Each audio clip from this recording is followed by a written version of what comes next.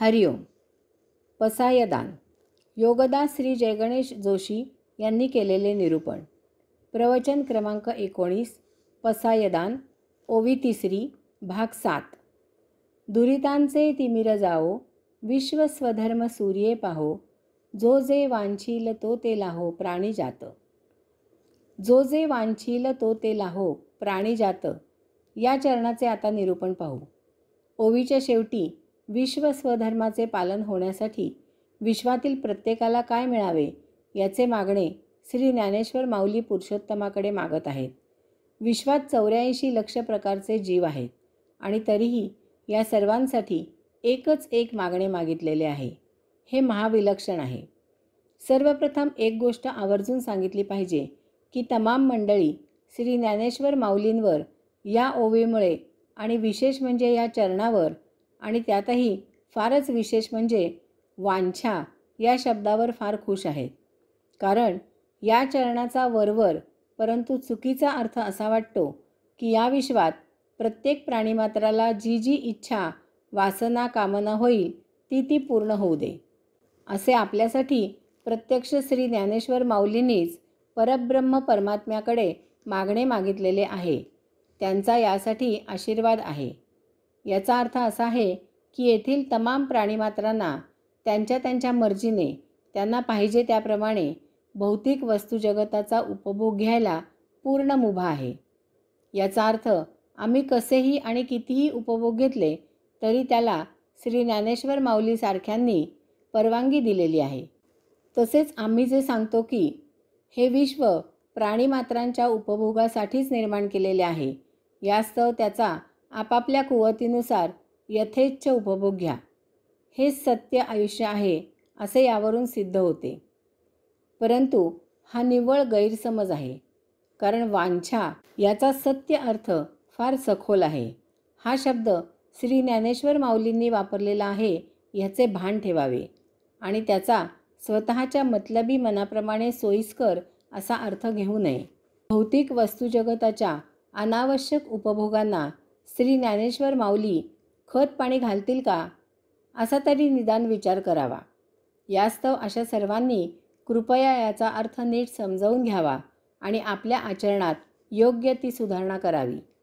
या ओळीतील वांछा हा शब्द फार महत्त्वाचा आहे आणि अतिमोलाचा आहे. वांछा म्हणजे वासना.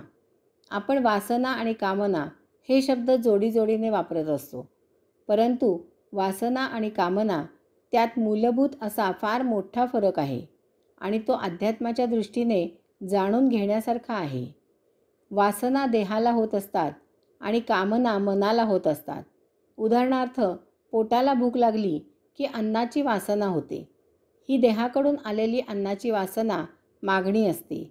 आपण अन्न खाल्ले, पोट भरले की देहाची वासना पूर्ण होते.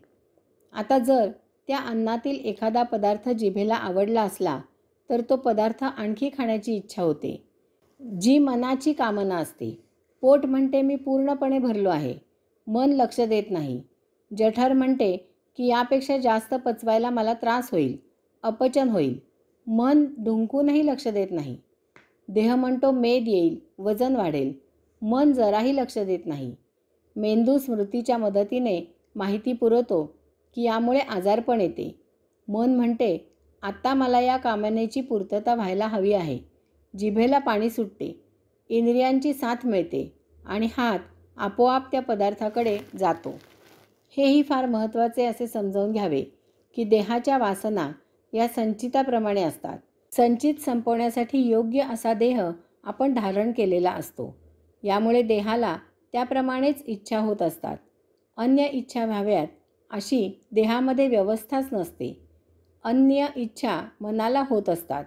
यास्तव देहाला विनाकारण नावे ठेवू नयेत. देहाच्या वासना, इच्छा काय आहेत? भुकेला भुकेपुरते अन्न मिळावे, देहाचे सर्वतोपरी संरक्षण व्हावे, अत्यावश्यक इतकी विश्रांती मिळावी, ही यादी येथेच समाप्त होते.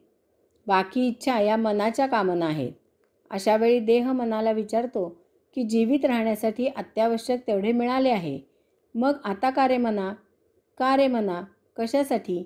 कारण हे स्वसाठी निश्चितच नाही. मग हे कोणासाठी? यास्तव श्री ज्ञानेश्वर माऊली येथे पुरुषोत्तमाकडे मागणे मागत आहेत की तमाम प्राणीमात्रांना जी जी वांछा होईल त्या त्या प्रत्येकाला ते ते सर्व काही मिळू दे.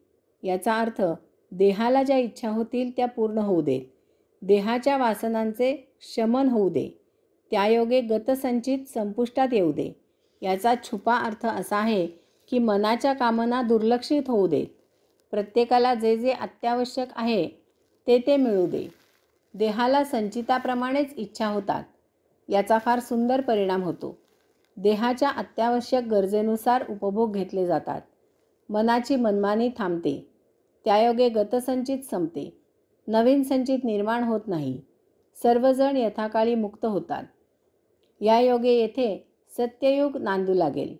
या योगे आपोआपच विश्वस्वधर्माचे पालन होईल. या योगे दुरितांचे तिमिर नष्ट होईल. या योगे श्री ज्ञानेश्वर माऊलींचे पसायदान पूर्ण प्राप्त होईल. हे केव्हा शक्य होते ते आपण पुढील प्रवचनामध्ये पाहू.